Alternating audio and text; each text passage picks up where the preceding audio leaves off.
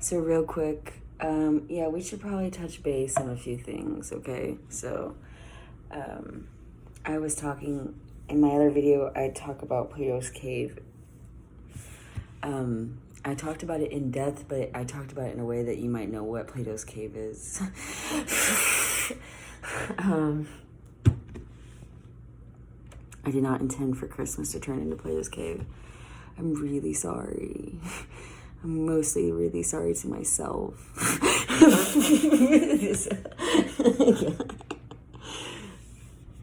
Because I'm sitting here with my Christmas candle, and the shadows are playing on the wall. Oh my God, this is too much. Oh my God, I'm gonna kill that motherfucker. Not really, but kind of. Yeah, Plato's Cave is Plato. And surely you've heard of Plato. Please, dear God, tell me you've heard of Plato. If not, just Wikipedia it. Oh my God.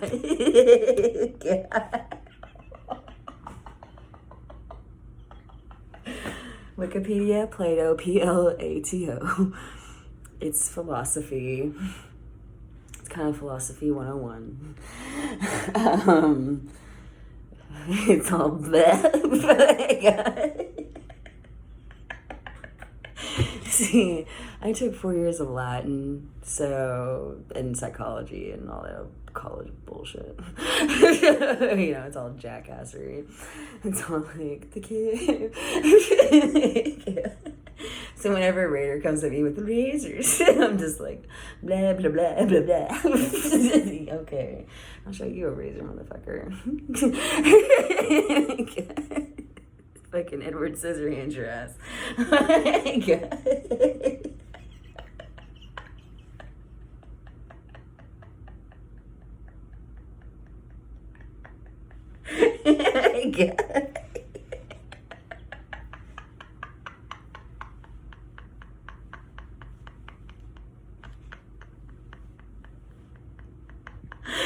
Oh my God. Oh my God. No.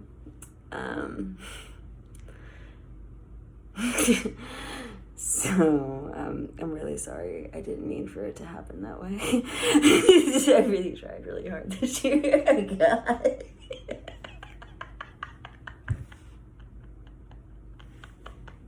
Oh my God.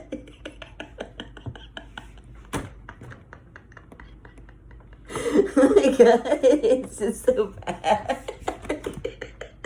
Oh my God. It's so bad. Young as well. So Plato's Cave, real quick. It's the philosophy of Plato's Cave, which means there's like humans sitting inside of a cave, metaphorically, of course. This is all hypothetical.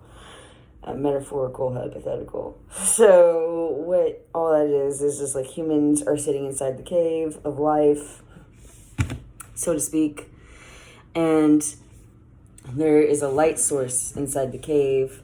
I want to say, it's been a minute. I want to say it's like there's other people inside the cave and they're holding up lamps, and the lamps, with the lamps, they create light on the cave walls, and they make shadow people and plays and shadow life on the cave walls with using the lamps.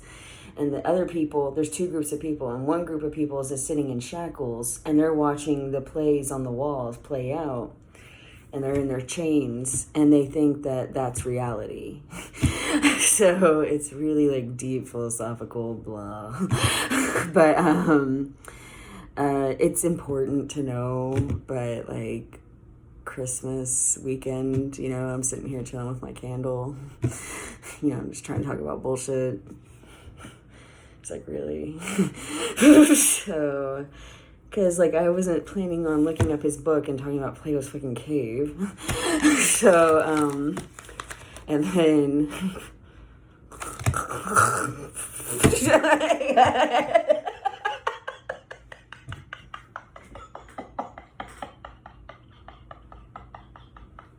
I'm really sorry, but it's true. Oh my God. So there's that.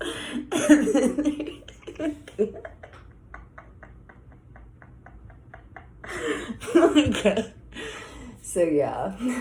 And I'm just trying to chill with my Christmas candles and my Christmas lights and just like have a relaxing weekend.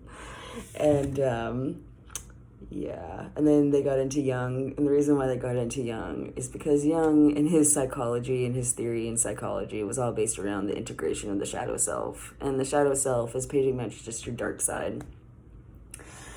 Everybody has a dark side, everybody has dark things about them. Not all of them are entirely toxic. Just because you're a slightly darker person doesn't mean you're always necessarily toxic. But a lot of psychologists, they stress about being wary and careful of people that are with they're dark empaths. Just Google dark empath, okay? So just Google something. So yeah, just Google Plato's Cave. Just Google it. So yeah. But that's pretty much the gist.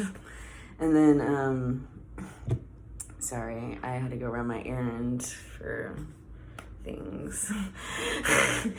And then Jung, he's all about the integration of the shadow self. So Jung is expanding on the idea of Plato's cave by saying, the people, kind of how I personally take it. It can be taken a lot of different ways, but my personal interpretation is when Jung is expanding on Plato's idea, Jung is saying that the people holding the lights and the people in the chains are the same people.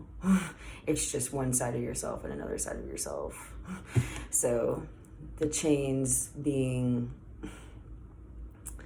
your real self and the person holding up the lamp being your darker side. And you've not integrated that yet. So you just see your dark side, and the shadows is what is reality. You can go a lot of different ways with it. For me personally, especially with Jung and his involvement, because he talks about the integration of that self in order to be a whole person and not be held in shackles by your dark side. So, yeah, it's all philosophy 101. Yeah, I'm having a real good Christmas now.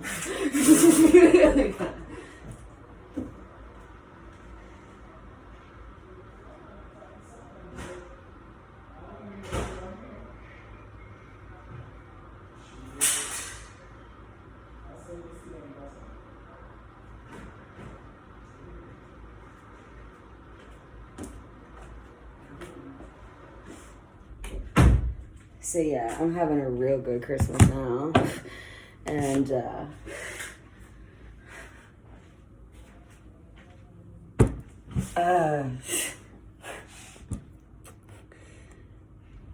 what the fuck? What the fuck? So, yeah. Fuck. Because I was gonna chill all weekend. I was thinking about, I don't know, doing some really bomb ass, crazy giant Italian pasta dish or a pot roast or something. And I'm gonna make cinnamon rolls for Christmas morning and just really vibe out. Fuck you, Keanu Reeves. Seriously. Make cat movies, dude. Who's the pretentious ass bitch? I don't know. I don't like her. I don't like her at all. I'm trying to like her. I really did. And we really freak out so badly that we will just accept any pretentious ass bitch just because he's dating an age appropriate woman. Really. If she makes him genuinely happy, do whatever the fuck you want. But come on. I dated it. It's via Raider. Miserable. Raiders like that. And it's I went to college. I did all that. I studied all that. I have personal life philosophies myself. It's just something I keep to myself, I guess. I don't know. He needs to read and watch Watt and listen to Watts, because Watts actually collaborated with Young and he has a much better perspective on it all.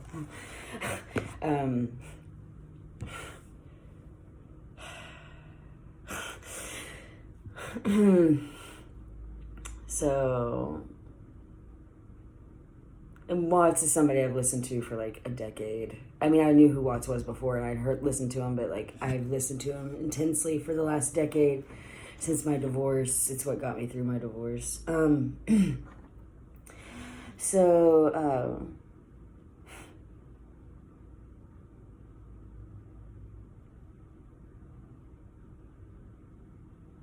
Yeah, guys, I mean, between this year just needs to die in a fire. Of course, it ends with fucking Keanu Reeves in Plato's Cave. Just fuck my life. Oh my god. Seriously, just like... Seriously, just fuck my life. Fuck my life, dude. Oh my god, I'm done. I'm fucking done. That's it. Seriously, Keanu Reeves and his bitch can bend the fuck over. And don't even try to play like they aren't that fucking yuppie couple. Don't even try to play me. Don't even try to play me like they aren't the fucking yuppie couple.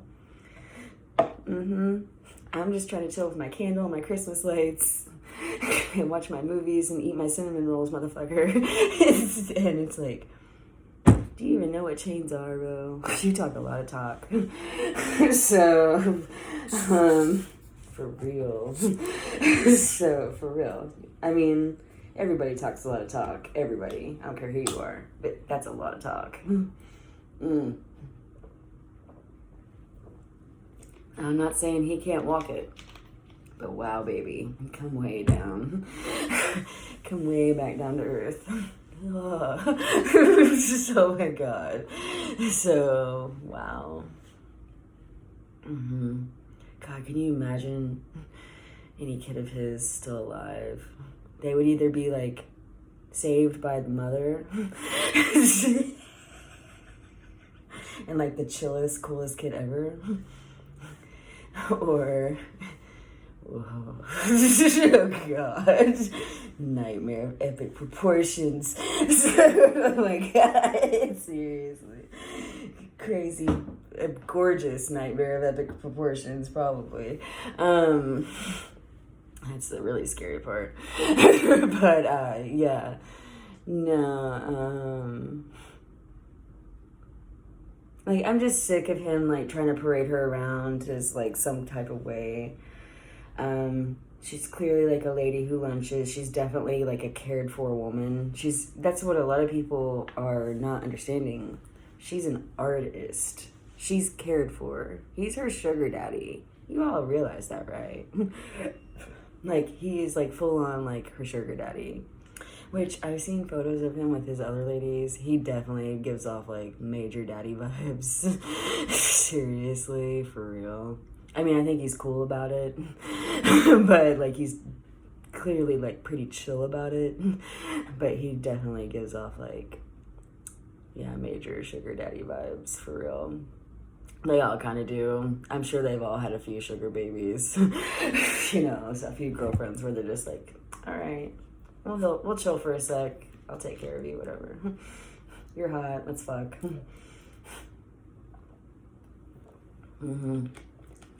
Yeah. They all scream that. A little bit. Oh, Leo, that's just his life. That's just how he lives life. But, yeah, I figure they've all probably lived their life like that to some degree for an extended amount of time. At least parts of it, for sure. They all, yeah. Yeah. Just because they're rich and famous and super hot and blah, blah, blah. For starters, you have to be really careful about who you date. And you do. Secondly, you know, you can't, hot girls are a dime a dozen, you know? I mean, I know for mere mortals that it seems like it's fewer and far between, but no, I mean, seriously, it's not even if a majority of females are even hot or not. A lot of girls are actually really good looking. It's just aesthetics. It's how they come off aesthetically. So, and is it, because it's just like, do they want to take the trouble of like cleaning up a girl, you know? Yeah, that's a thing. That's a real thing. So, I mean, I'm already like that naturally, but my career demands it of me. So, and I was raised that way, all that bullshit. But yeah, no, like, and I am this way at home, but you know, out in public, I'm way different. So yeah, I'm just like really polite, really calm, really quiet, usually, you know, just really laid back. So yeah, I mean, I'm laid back at home, but my real personality is here. So yeah, so like, you know, Plato's Cave at Christmas.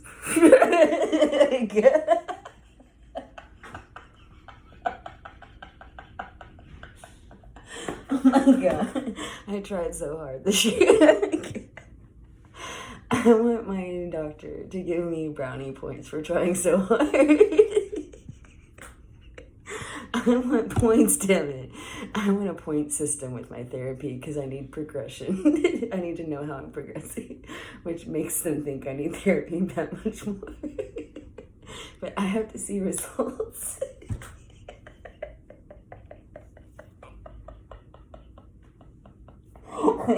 I need sequential steps and results in sequence. Like, this is where I started, this is where I am, this is my chart.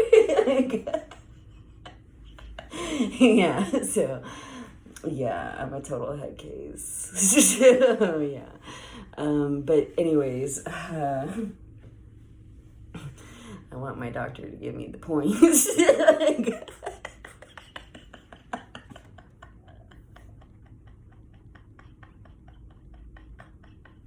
Oh my god.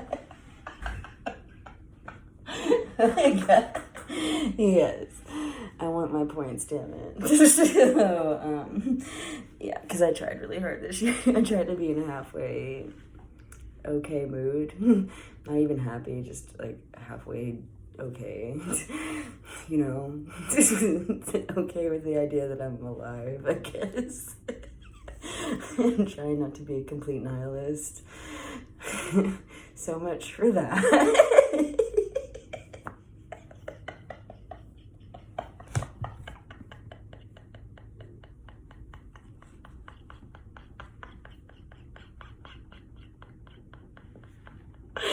Oh my god. So, okay. Oh my god. Please don't commit suicide. And trust me, my doctors don't think my jokes are funny. Like those jokes, they don't think those jokes are funny. They are funny, but they can't laugh because, you know, liability. And technically it's funny, but technically it's not funny. It's like a fine line. They get the joke, and it is funny, but when they're treating me, it's not funny. So yeah, they can't giggle. So, not to my face, anyways. They can't let down the iron, the blue steel. Yeah. So, yeah, it is funny. It's just they can't admit it because if something happened, you know, somebody could sue them and be like, well, the doctor said the joke was funny and that's what caused her to do something. You know what I'm saying? It's all a lot of liability bullshit. So, but don't like kill yourself. It's just a joke. It was a very colorful joke. So, a very colorful mental health joke. Since I'm a sufferer, I can make the jokes. So, yeah. Woohoo.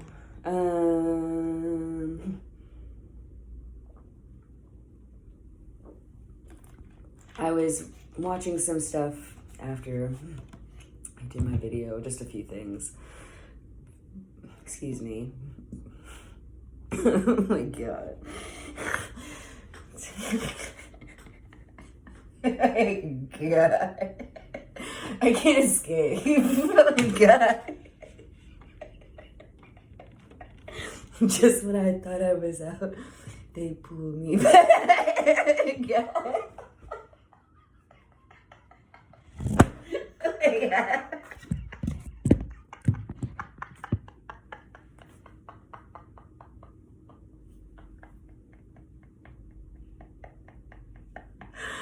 Don't worry, I had my moment of tripping outside.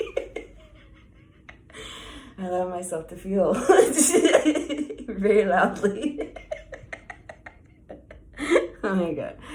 And I'm better now. So, yeah. So there's that. Oh my god. I tried so hard. So, I was excited too. Today was gonna be my day. Oh my god. I was having a good morning. I was gonna do my happy errand. That has been the whole thing about, that's all I've been thinking about all week is my happy errand. I was gonna make my Christmas complete, guys.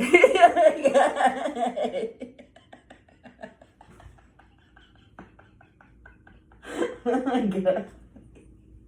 Yes. Oh my god. I'm trying to salvage it. Okay. Okay. So, God. Tried so hard. So, yeah, also Carl Jung wrote a book called Man and His Symbols. So me being me, yeah, I, make jokes and I call it woman in my symbols and, I have a fun time, but, a real good time. So, yeah, well, man, yeah, I have a real good time.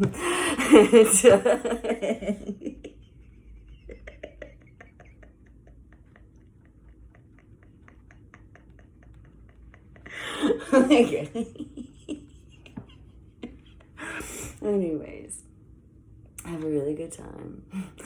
And, have my jokes and have my fun. So, yeah.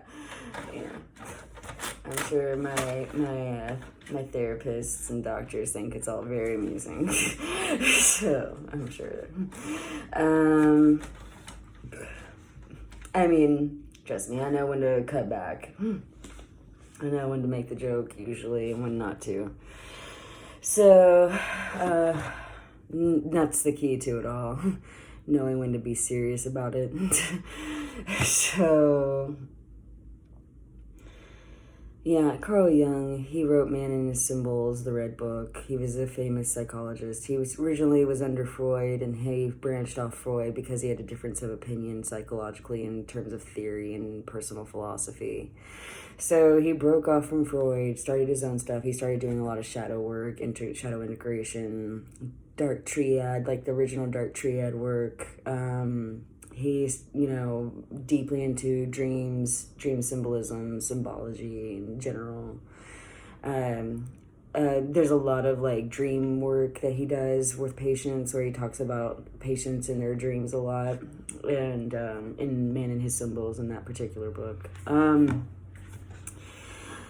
Yeah, and my personal philosophy tends to be Alan Watts, who did collaborate closely with Carl Jung. Alan Watts is known, but he's not nearly as well known. And he's one of my favorite, he's a comparative philosopher, he's one of my favorite philosophers. Where Rader says something like, Occam's razor, simple is better, and just shaving away to be the most simplistic version of yourself you can be. For me, and I get it, but for me, my personal philosophy is in the same thread, but it is the hardest art to be simple. So, and I definitely feel like that my personal philosophy, blah blah blah. My personal philosophy shines through, once you get to know me. You can definitely tell that is very much my personal life philosophy, and how I feel about life. So, and death, and just whatever, all of it in general. So you can definitely see that, I'm sure. So, I mean, I'm cool with it. I'm very cool with it. I know I can come off a very certain type of way. I'm a Zen Buddhist, for real. I picked it up in Japan. And see, this is where, like, I start sounding like the Keanu Reeves of the world. Like, I'm like, my time in Tokyo, in Asia, blah, blah, blah. It's like, I'm not trying to come off that way. Before I was a Zen Buddhist, I'm still an atheist, but I mean, I was like a hardcore atheist that had nothing. I was just completely nihilistic. Not that Buddhism can't be nihilistic. They call it Stone Buddha. So I have like a personal philosophy about all of this. This is a philosophy I made. Oh my God, I hate this shit. I mean, I like it. Don't get me wrong, I love it, but not at Christmas. Not on my days off. I'm tired. So, but whatever. We're here. We're here. We did it. We did this. It happened. So, oh God. Yeah. Thanks, Keanu. God. If your life wasn't so tragic, God, I would fuck you up, motherfucker. So, oh my God. So, oh my God. I'm gonna kill you. Oh God. Not really, but yeah. So, yeah, so... My personal philosophy about Stone Buddha. Stone Buddha is a real thing. It's considered it's a very real concept within Buddhism, and specifically, it's in Zen Buddhism. So Stone Buddhas are what they call somebody that is just a Buddha made of stone, because everybody's the Buddha all the time, always, and that's brilliant. That's amazing. It's about realizing you are the Buddha and actually being the Buddha at the same time. So that's what every monk is trying to attain. That's what everybody's trying to attain in Buddhism, is being the Buddha, knowing you're the Buddha, and still being the Buddha.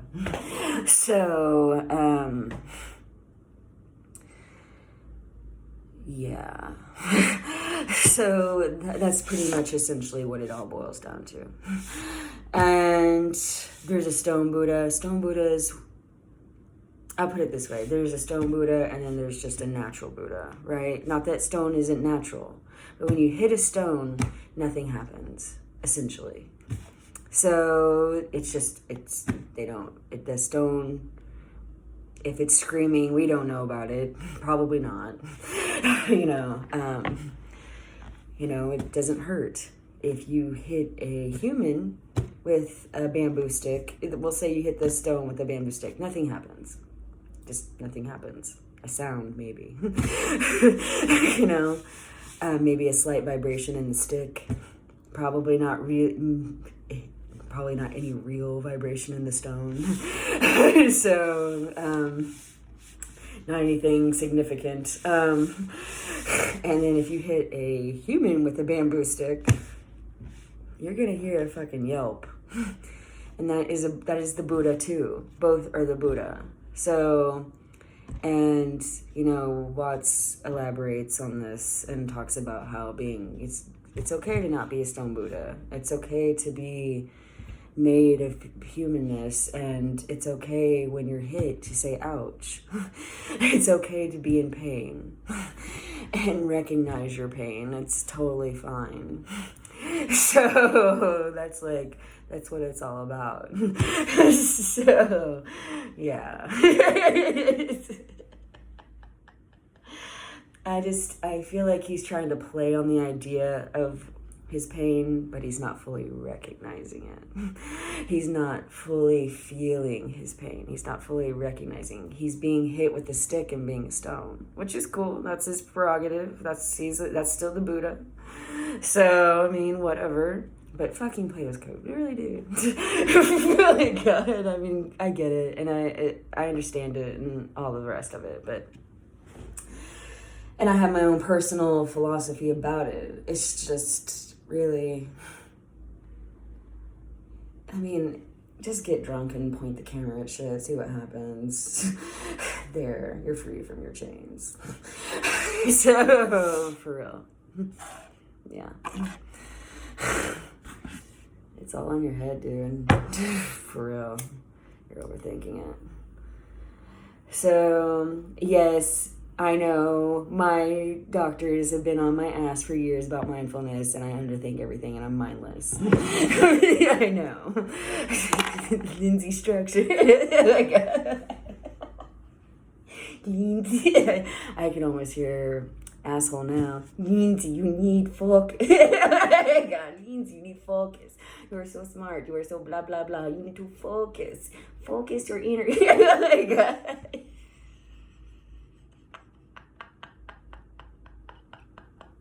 Blah, blah, blah, blah, blah. So I'm just like, I'm focused at work.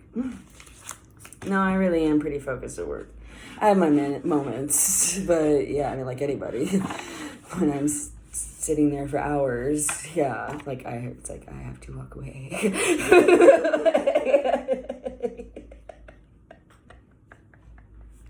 I have to walk away. Oh my God, I'm gonna lose my mind. Yeah, so I've learned that the mini breaks are better for me. So I just walk away for 5 or 10 minutes, get a drink, walk around, chat, have my minute, go back. It's all good. So, I get more work done that way, actually. I really do. Like, just walking around, having a minute, chatting a little bit, getting a drink, getting a snack.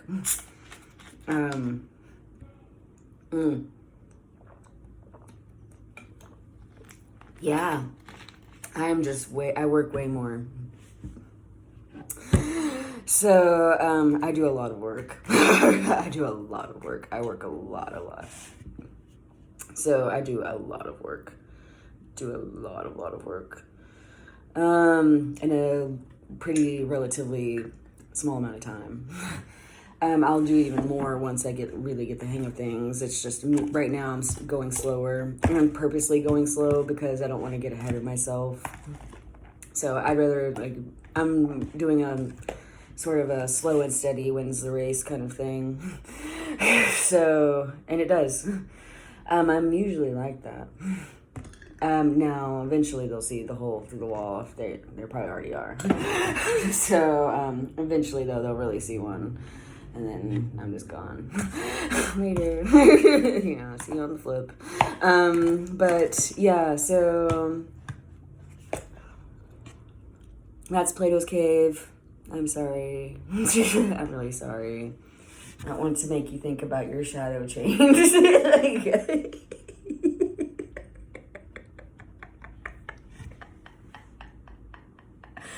But the thing is, like all the Rockwell shit, they're aware that there's something going on. They're just not fully aware.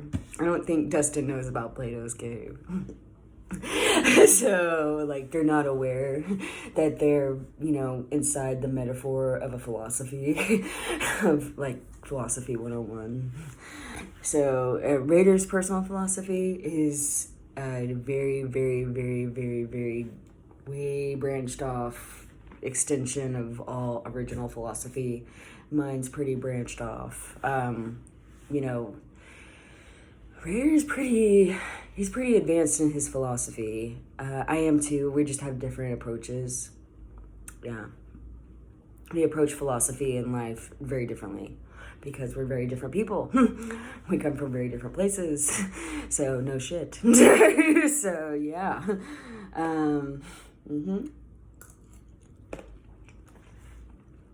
You're going to have a different approach and way of life.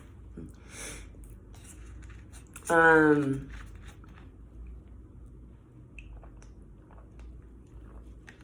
thing is I was open to his and learning more about it. I knew of Occam's razor, I just wasn't well versed in it. And of course, like anything you read about Occam's razor, it's really short and sweet and simple. So, I mean, you know, the philosophy in action. So, I mean, there's no like in-depth review of it.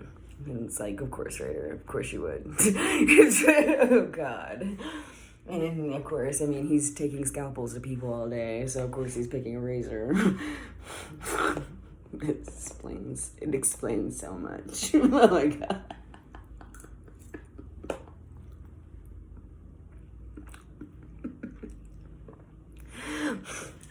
Yeah. God.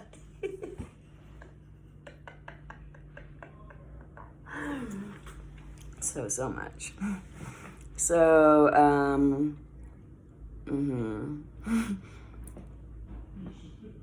anyways, I don't know. I think as punishment, I should make Raider meet my family. I think that should be his punishment. He should meet my family at Christmas. I'll show you Plato's Cave, motherfucker.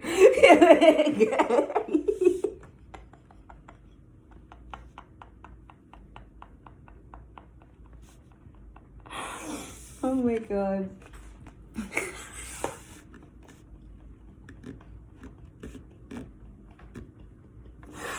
You want to meet my parents?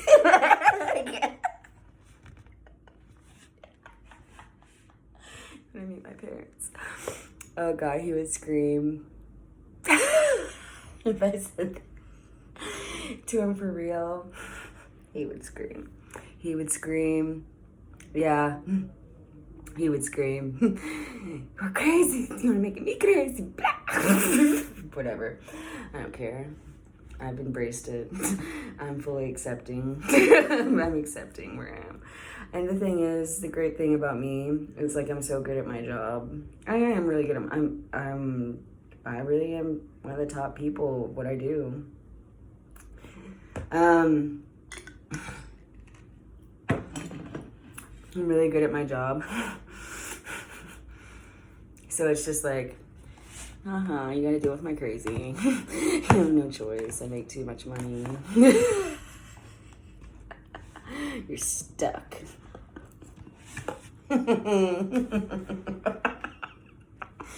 I'm evil. No. Well. So, yeah, so that's Plato's Cave and Jung. Wikipedia, the shit. I posted a thing about Jung and Alan Watts a minute ago. If you read my blog, it's there. That'll give you a more in-depth view. Alan Watts has a much more relaxed approach to Jung. And it's a lot more relatable. You know, it's a lot more digestible. It's a lot easier to handle and think about and, you know, swallow. Even though it is still like doctorate level work and talk. So I still find Keanu and his girlfriend reaching. I do. Which is cool. We've all reached. So, the point is not to stay reaching. So, it's cool. I've been there. We've all been there. You get frustrated and you're just like, you know.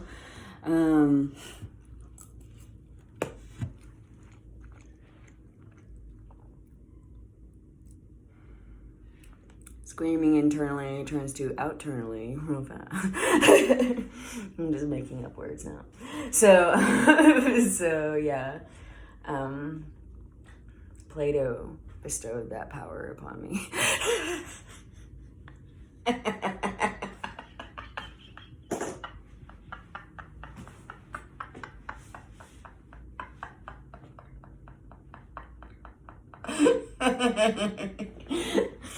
Oh my God. I'm taking a major break from therapy because, yes. And, But I can already feel like they're wanting me back. They're wanting me to come back. They want their grubby little hands all over me. Oh, I bet even Raider does. And Raider doesn't fuck with that. So, he really doesn't. Unless you were like his kid or his wife or something like that, he doesn't, or his mom, he does not fuck around with that kind of shit. He doesn't give a fuck. He does, but it's all very like, you have to remember, Raider's the guy, if you're coming in for something like that into the ER, Raider's going to be the doctor, be like, okay, I'll prescribe you this, but you need to go see this doctor. You need to go follow up with another type of doctor. All I can do is give you a pill. I mean, or I can send you to the psych ward if it's really bad. So, I guess I don't know, do they have psych wards in Cuba, or is it just like immediate execution? Like,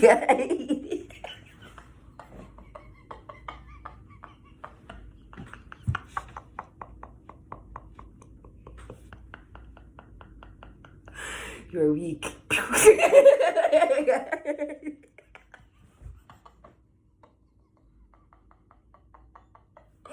I didn't say that. He would explode right now. He would lose his mind.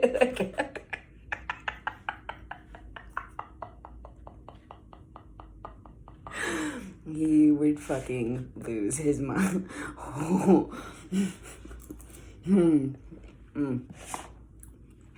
Raider gets my jokes. My jokes are funny, by the way. I'm not catering to the white upper middle class to 1% female. I'm very sorry about that, but I'm not. So, you know, the more hipster than hipster, more ironic than ironic, normcore feelings. Yes, I'm not catering to you.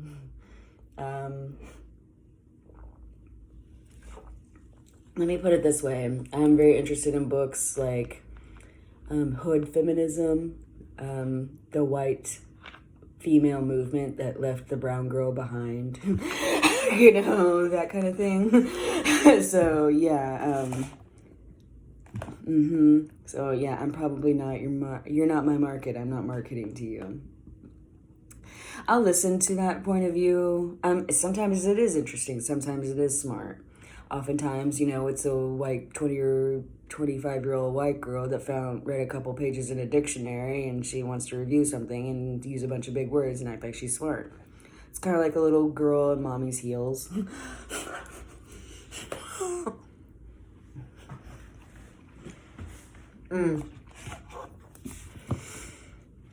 So, even though it's an adult female, and that's clear, it has that element to it. So, nothing wrong with it. We've all been there a little bit. I mean, every female's been there a little bit. It's fine. I totally accept it. But it's like when you attack other women, and it's like, listen, you're like all two. So, you know, mommy's still wiping your ass. So you don't know what the real world is. You don't know how bad and big and the real world is. The joke wasn't meant for you, so it's probably going way over your head. I'm not trying to offend anybody. You know, the offense was somebody else. I'm just expanding on the idea of how not funny it is. Not. It is not funny. You're right, it's not funny. You know, a white boy from southern Indiana screaming racial slurs to rape people is not funny. You're right, it's not funny. I don't think I was laughing.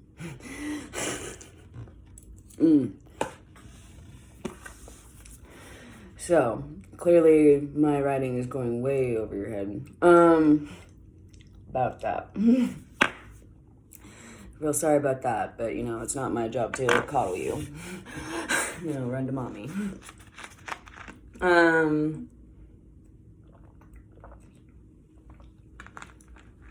But you're right, it's not funny. Yeah, so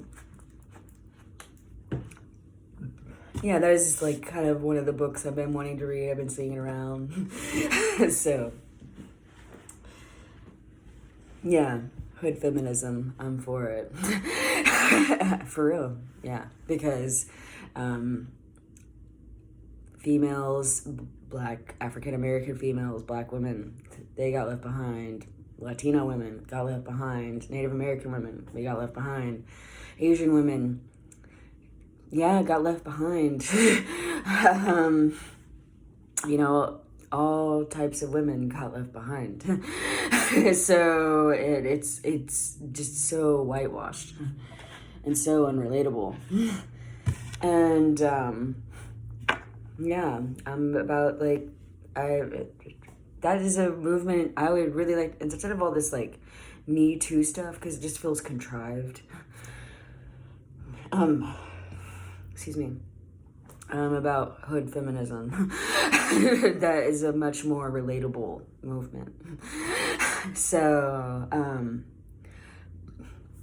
and it's not anything a white female can't be behind, you know? You know, what's wrong with that? Yeah, so, because, I mean, I really do feel like that. I feel like it's, like, pretty much the white girl gets to live the great, like, career feminist equal life, and we have to work that much harder for half, and it's just like, you can share. You can sit at our table, I guess. It's like that. And it's like that. It really is. And that's not cool. I'm not saying people don't have to work to get where they are in life. I'm just saying when somebody clearly does the work, you know, it shouldn't matter. I'm not saying people should just be given roles just because of certain things about them that they can't control. You know, you can't control your skin color. You can't control your eye color. You can't control any of that. So there's no controlling that.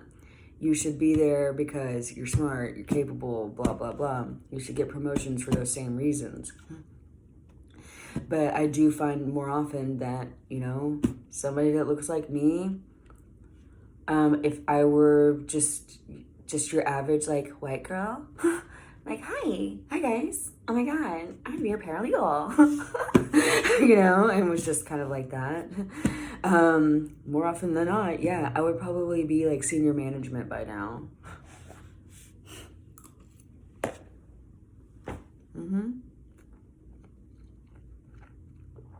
Yeah, but because I look like me, and I'm not blonde, and, you know, I speak my mind,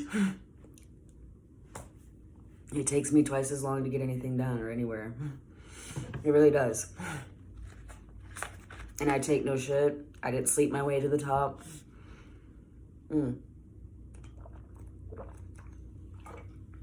I work my ass off. I really do. I study my ass off.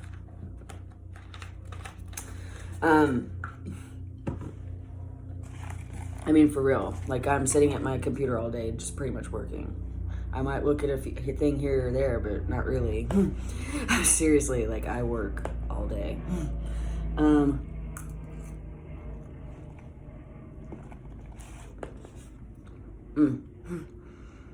So, yeah, I mean, that's more of something I'm more into. Hood feminism. I definitely feel that.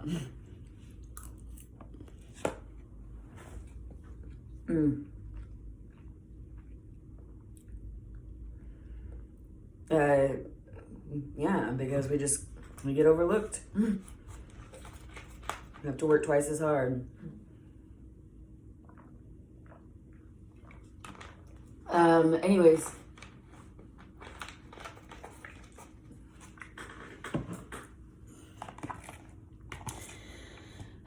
Yeah. Anyways, guys, it's Christmas. I just wanted to explain what all that was about. I'm very sorry if I depressed you, or maybe it excites you. Interesting. Okay. But whatever. Whatever floats your boat. If that floats your boat, very interesting.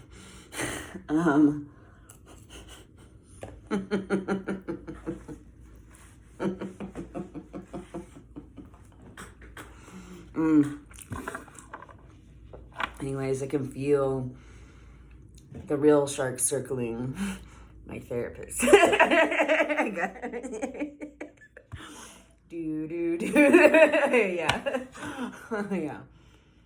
Get your ass back in here. Oh, God. You're massively depressed.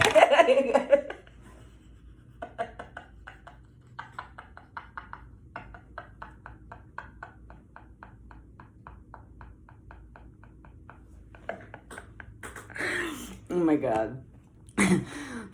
That's why. Oh, my therapist is probably really mad at me. Oh my God.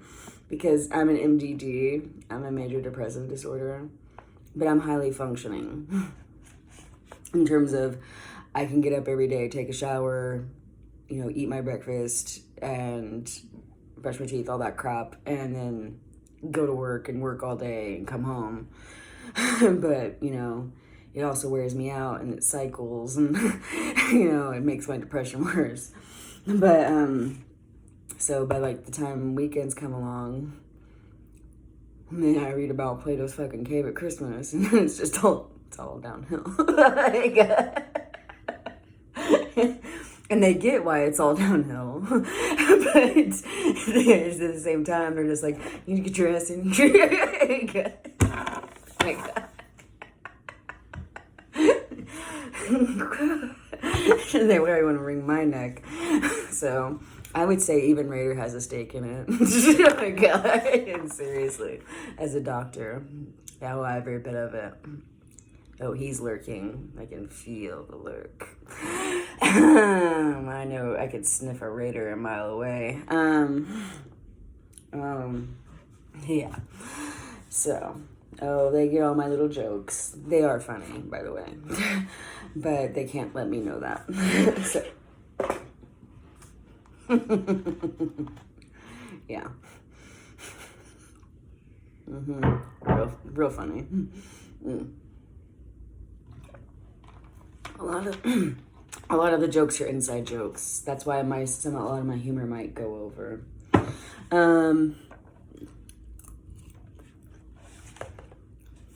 So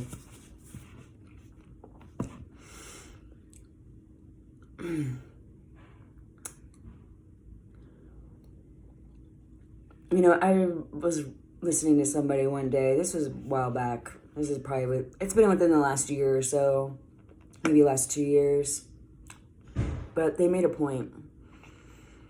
And somebody was like playing 20 questions with them. And just question after question on the subject matter. And you could tell he was just like cool with answering the questions. That's cool. But then he stopped and he was just like, can't there be some mystery in life? Can't there be some things where it's just not explained away? I kind of felt that. Can't there be some mystery in life? I mean, not everything has to be mysterious, and we're naturally creatures that question and answer. So, but like, yeah, I mean, can't there just be some mystery in life? That's what all your shady problems are. It's just like, you're just not open to the idea of like, there's going to be some mystery in life. Not everything's going to be answered. Not everything's going to be clear to you. I read a lot of things where it's just like, sometimes you don't learn anything from the pain or the struggle, or sometimes it's just painful. And I think people like that, the mystery just is perplexing to them. They want answers, and they just can't accept that they might not ever get a full answer. They may not get the answer, or they have their answer. They just don't like the answer, and they don't like what they're hearing, and they're trying to force a different answer. And sometimes you're going to hear answers that you don't like, That's life. Sometimes you're going to get an answer and it's just going to be like, yeah. That's just part of life. It's kind of what I'm dealing with right now. Play-Doh's Cave at Christmas. Yeah, I don't know if that's an answer. Yeah, I wouldn't go that far.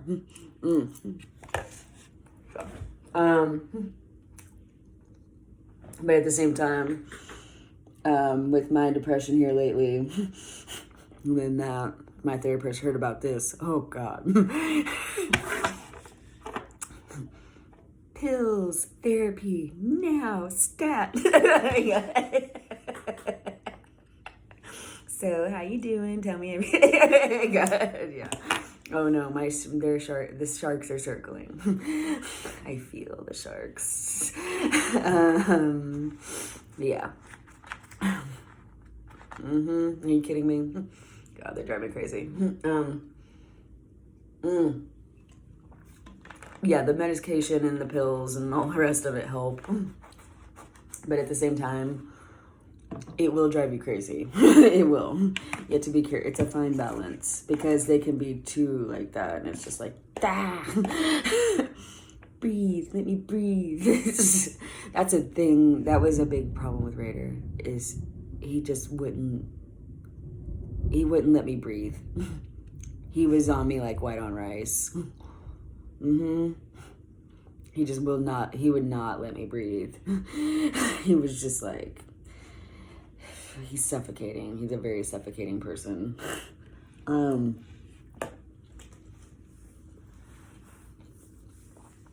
you could tell he was feeling very powerless about a lot of stuff I was going through. Still though, it's not any excuse for anything he did. That's what I'm saying, in Cuba, I'm pretty sure they just execute anybody.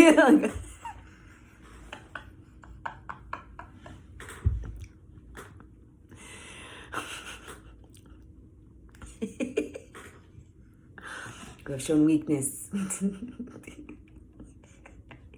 Off the plank.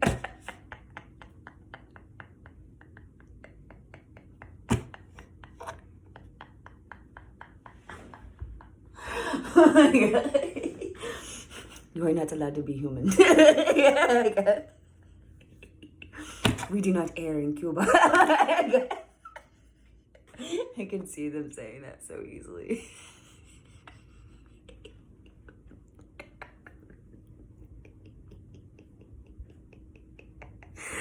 Oh my God. Given his attitude about a lot of things, yeah.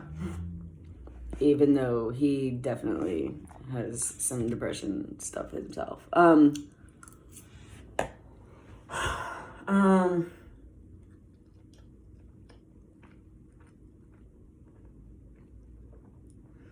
Yeah, guys. So, tomorrow is Christmas Eve. I'm gonna have a really good time. Next day is Christmas. I'm gonna have a really good time. So, none of this. I didn't even want this. I was just trying to talk about bullshit. I was talking about my stupid family. I was talking about stupid fucking Parenthood movie. And then, fuck you, iPad. Fuck you. Seriously. Fuck you, Alexandra Grant. I tried to like her. I don't think I like her. I don't think I like her at all. Here's where I'm really get mixed up about it. I mean, not mixed up. Where I get conflicted, I guess. Is during my research. During my research, I found out he has like a couple sisters. He's like the only boy, pretty much. He's the only boy with a bunch of girls, pretty much, in his family. So he's a ladies' man. And any guy that grows up with all girls in the house, oh my God. For starters, he's their man. I don't think there was a dad in his house, so he was the man.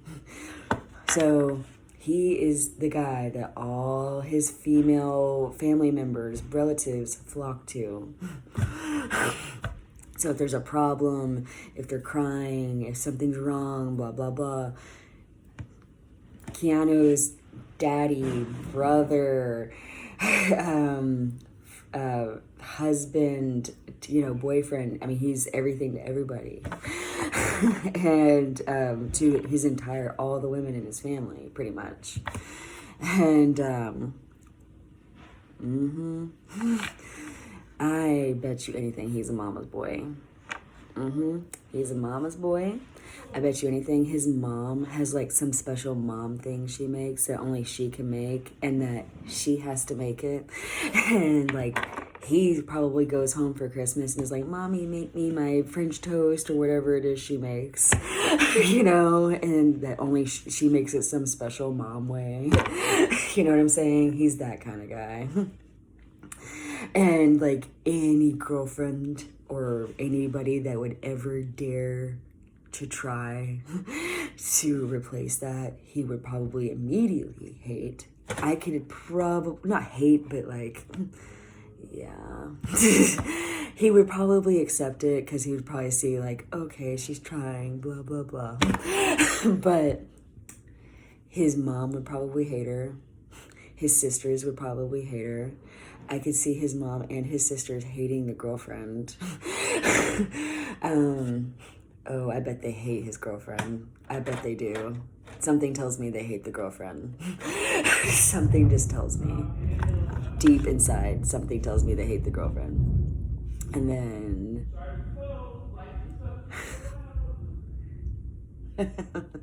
So, I bet you anything that's... They hate the girlfriend. I bet you anything that...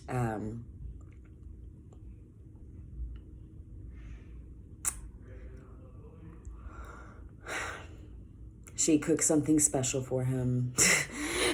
So, I know she does. I can just feel this in my bones. Something along those lines. I can feel this in my bones. Like some kind of French toast or grilled cheese or something that only mommy can make. It's the simplest thing ever, but only mommy can make it. Kind of thing.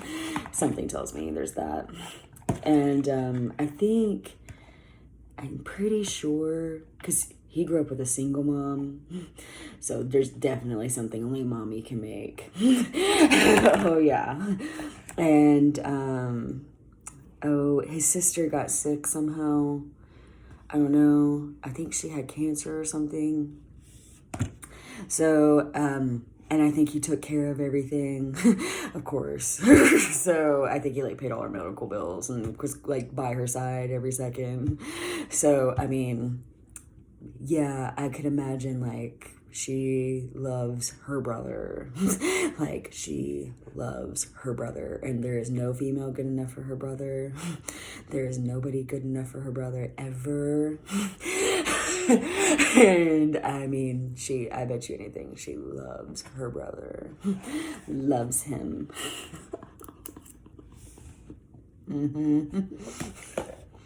I bet she hates the girlfriend. I just feel this. God. I found it interesting only because I'm a cancer survivor. So I just thought it was interesting that his sister had cancer, I had cervical cancer. You never want cancer, ever. But you never want cancer, ever. But if you're gonna get cancer, cervical cancer is the kind you want to get, kinda. It's extremely high cure rate. It's just really painful. The surgeries you have to have and the procedures you have to have are extremely painful. And you have to stay awake during the surgery. It's really brutal. It is. It's some brutal shit. So, yeah, I mean, I didn't suffer the same way she did. Far from it. But, I mean, I relate, because there's always that initial fear and what's going to happen to me and all. But, you have a million thoughts run through your brain.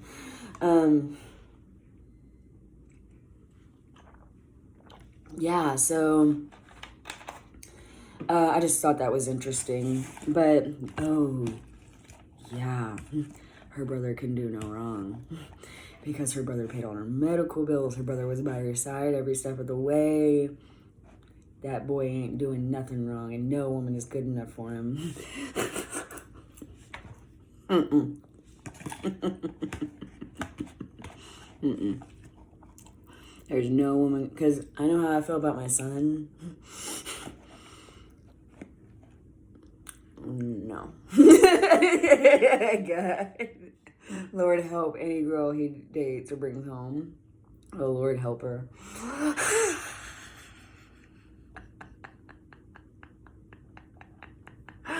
Oh, Lord help that. You're damn right.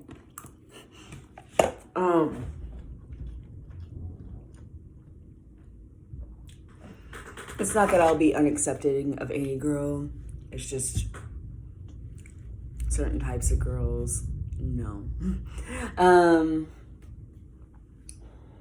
it's not that I necessarily think his girlfriend's a bad type.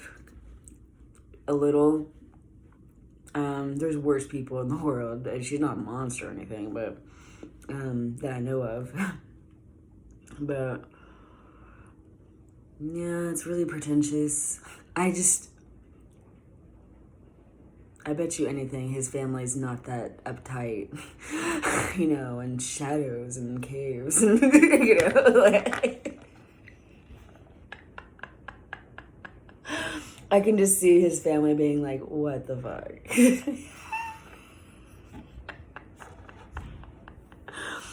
Come back to Earth, baby.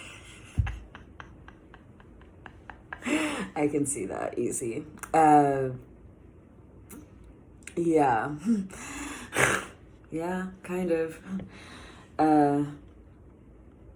He just seemed way cooler back in the day. Yeah. So please don't commit suicide, everybody. Please don't have a full existential crisis.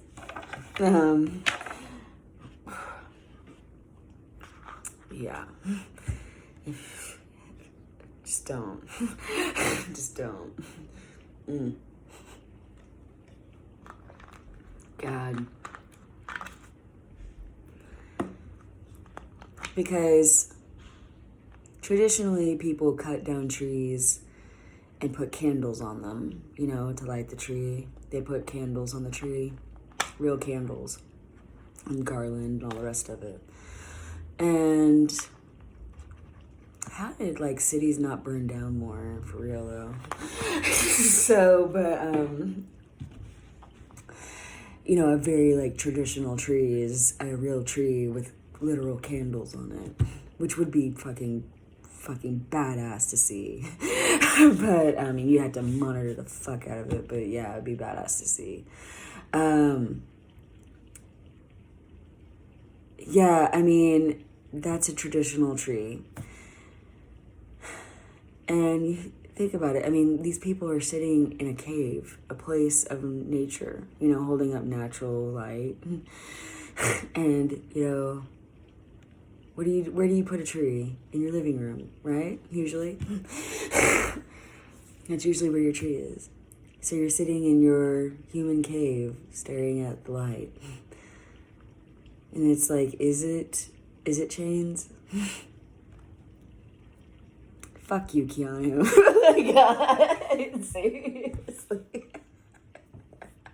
Go to hell, Keeks. Oh my God. That's what I'm saying. That's what I mean when I'm saying, like, you know, Plato's Cave and Christmas. You know, God damn it. But at the same time, it's not that there's not a point there, but it's just like, oh my God.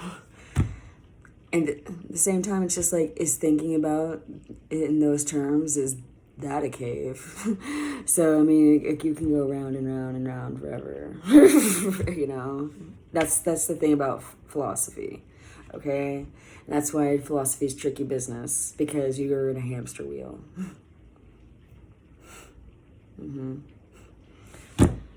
You're just in a fucking hamster wheel. And you can make anything about anything. And it's just like, when do you stop? Yeah. And I think that's kind of my point with like a lot of the Rockwell stuff is, when do they stop? You know? When, because they're clearly like, they're self-admitting, you know, we're in a cave in chains, even if they don't fully realize that's the case. But it is the case. And really, they're more than with themselves. Really, though, that's the real reality. Which, I mean, that's the ultimate battle anyways, isn't it? The battle with yourself. But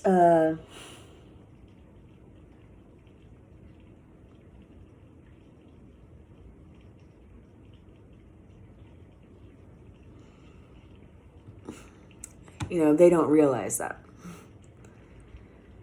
They're just not aware of it. And I think a lot of people are just not fully cognizant of what I'm writing. I don't think you're comprehending my writing entirely. And a lot of the jokes are inside, so you may not get the humor there. Trust me, there was jokes prior, inside jokes, where if you know those inside jokes, you get the humor of the other jokes.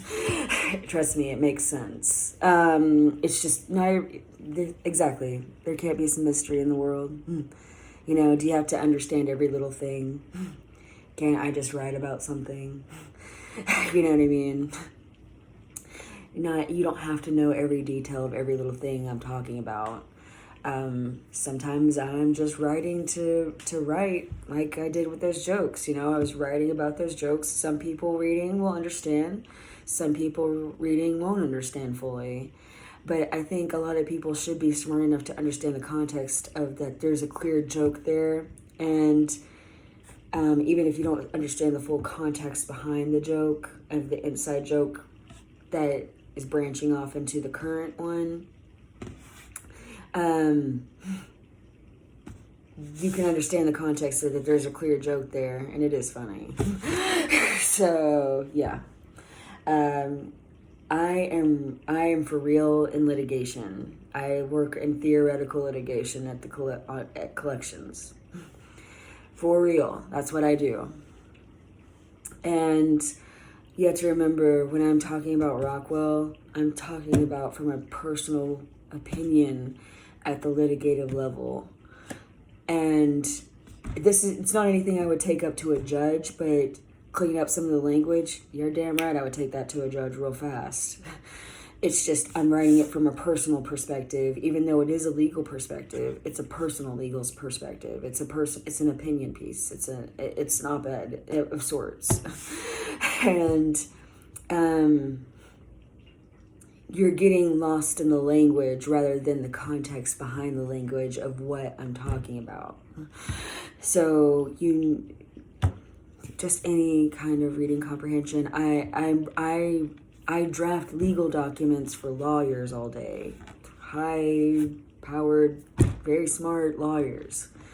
So yeah, you're probably not going to understand entirely my personal opinion litigative essay writing when I'm writing about, you know, women's rights and minority rights and civil rights and all the rest of it. You know, you're just probably not going to understand it. Not fully. So it's not meant to coddle you, but it's not meant to offend. You're getting lost in the language because I'm being sarcastic. So yeah. And I feel like that's very clear. I feel like the sarcasm translates even on paper. So, yeah, I mean,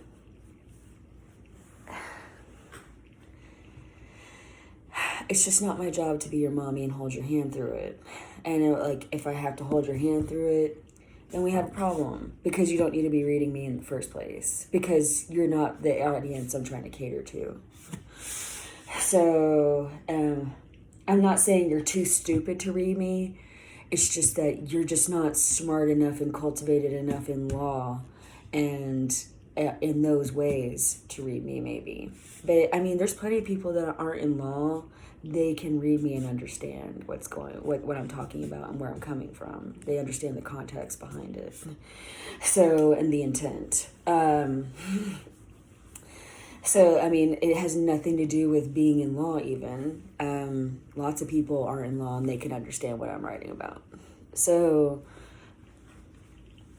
yeah, it has nothing to do with that. Yeah, I mean, sometimes you just gotta fire it up, you know, to get your point across. Sometimes that's not always gonna be the prettiest thing ever. So, I mean, the real legal work, you know, the really like groundbreaking stuff that really like, you know, makes major strides in one shot or a couple shots, you know what I mean? It's brutal. It's brutal to do. It takes years. It takes years to get it through. It takes insane work. Hours and hours of work. And I mean, you are ripping your mind apart. And they always say, there's two things in life you don't want to see be made. Laws and sausages. And that's the truth. So, I mean, it's brutal. You rip your brain apart. And you build it back together. And you rip it apart. And you build it back together. So, yeah. For real.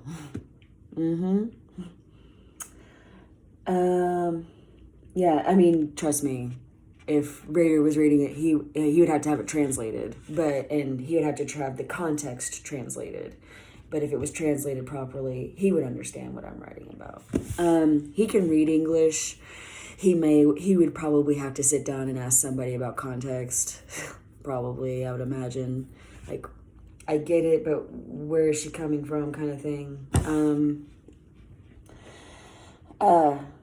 You know, and he would understand what I'm talking about, easily what I'm writing about. So, yeah. No, you're right. It's not funny. It's not funny at all.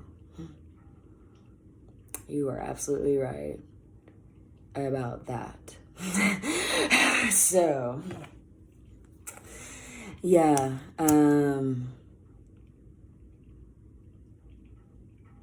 Yeah, on that note, you know, it's all like, you know, cave chains and vagina candles and pussy rocks and oh my, and all the rest. And, you know, and then it's all like lunches with Gloria Steinem and, you know, girls that look like me work twice as hard and get left behind.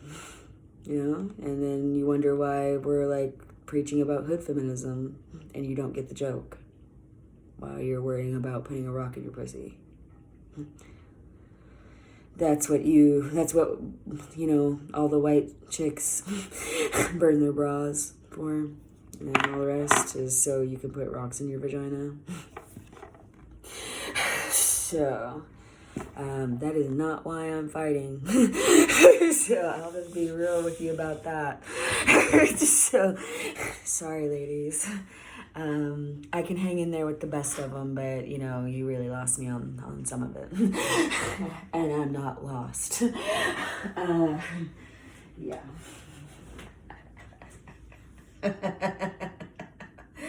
Yeah.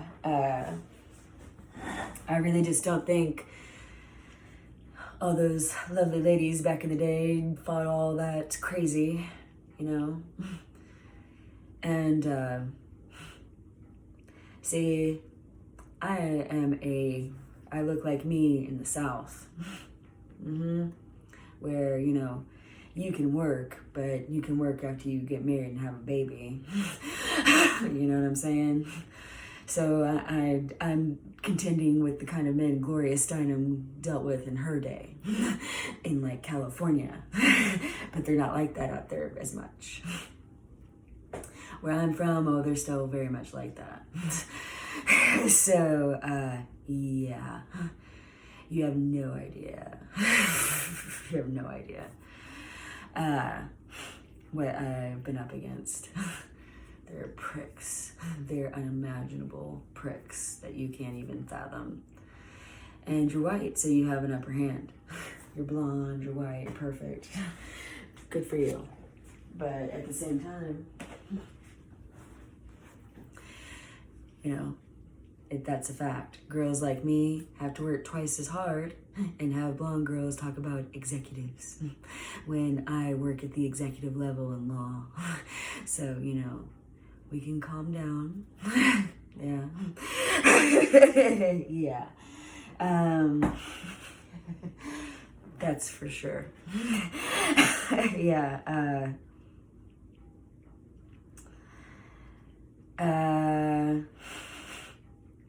I already paid my dues. Anyways. Yeah.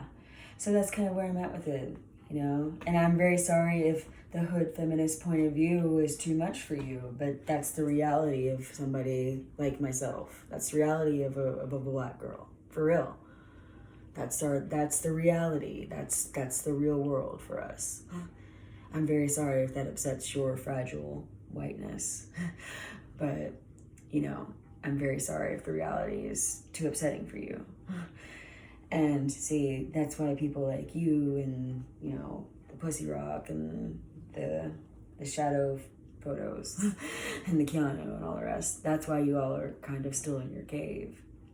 You all think it's feminism, you all think you're making a movement, but it's really just the other side of you walking with a lamp, making shadow people. Yeah? So, how's that for Plato's Cave? Yeah, pretty much. I'm really upset. That is way too heavy and existential for this shit. I was just trying to talk about some bullshit, like a cute Hollywood guy and some bullshit, you know, and some bullshit research I was just fucking around with. You know, just trying to have a little bit of fun and not talk about my bullshit. That motherfucker. He went through tragedy. He went through some really fucked up shit. And trust me, I've been there. I've been down the rabbit hole. I've had my own tragedy in life. A lot of people have. And yeah, I've been down the rabbit hole, but what the fuck, dude? Really? So, this is why I would never do Hollywood in a million years. So, ever. Nah. God. God. This is why you don't date those guys. This is exactly why you don't date them. This is exactly why you don't date those assholes. Mm-hmm. Because you spend your fucking Christmas talking about a fucking caves and rocks in your vagina. But on that note.